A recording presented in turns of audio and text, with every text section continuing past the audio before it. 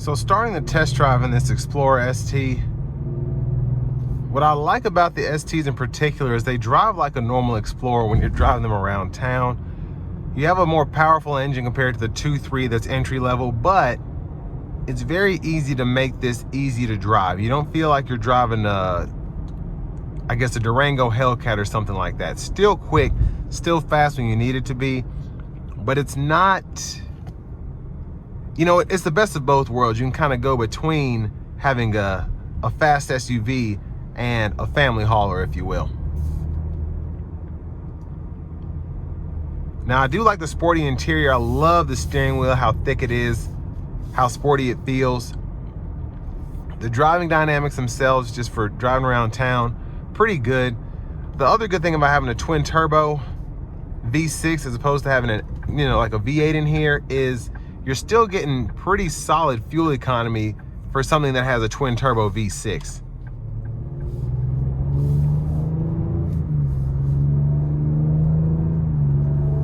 Now, I do feel like for the price point, I should have a power adjustable steering wheel, and it might be harder to do that with how this is set up here with the, you know, the perforated leather and all this. I don't know, but it would just make it feel more luxurious, I think, especially for this money. Now, you are paying almost $7 grand for stuff that you probably wouldn't miss.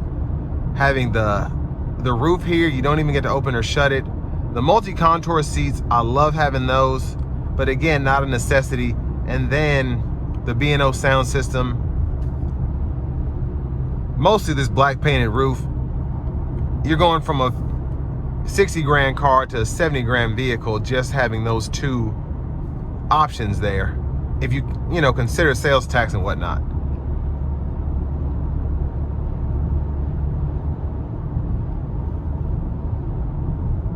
But I will say the added luxury aspects really do make this more of a head turner, having the black painted roof, and then from the driver's perspective, having that premium sound system, having the glass roof there, and then having the multi-contour seats. If you really like the ST and you like what it has to offer, but you don't mind paying Yukon SLT prices, then I mean, this is a great way to go. It's not like you can get this for 40 grand from another manufacturer, especially where performance is concerned, but again, just my opinion, you might not need the sun and sound package and the black painted roof.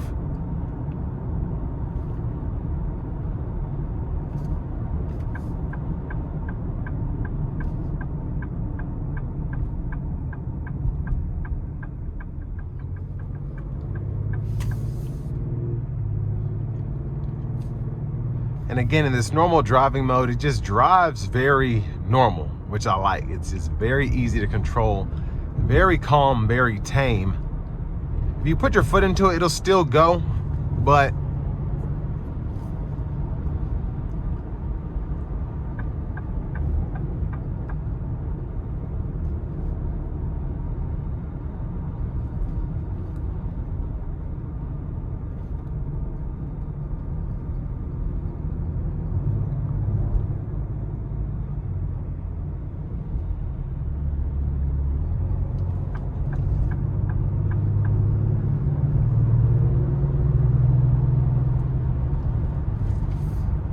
I will say this still drives like an Explorer. It's still very comfortable behind the wheel. It's still very precise.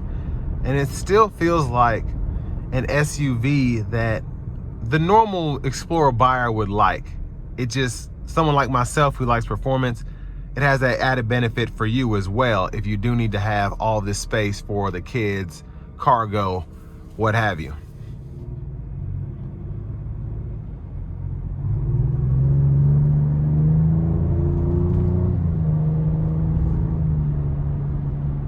The overall sound is fantastic from the exhaust, from the engine bay. The massage seat, I will say, is a bit loud when it's going. It just kind of has that, but doesn't really bother me, but it is something that I notice. When you have the radio going and, you know, you're on the interstate, you're probably not going to notice it. But when it's silent in here, like I'm trying to talk on camera, I can hear that. So just something to consider. So I am going to put it into sport mode as we get on the interstate here. We're going to see what this thing can do.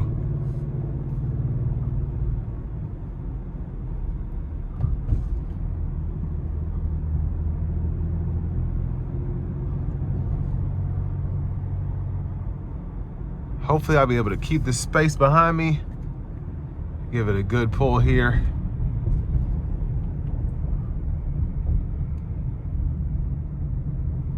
Here we go.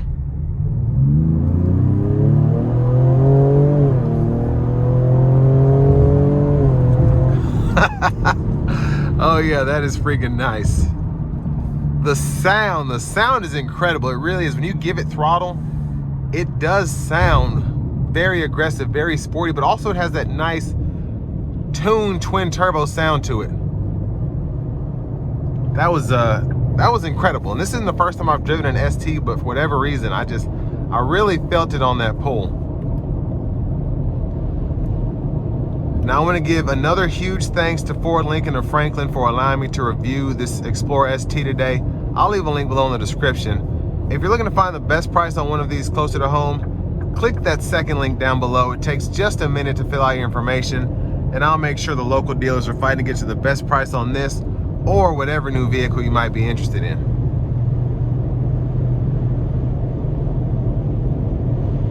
Now I'm going to turn the Blue Cruise off because I forgot to turn off the lane assist, which I really can't stand in these vehicles because, you know, it does that, but it never knows where you're going. It doesn't know that I'm getting off in 2 exits, but it still tries to put work in. And a lot of the times it can be kind of annoying to the drivers behind me because I look like I don't know what I'm doing.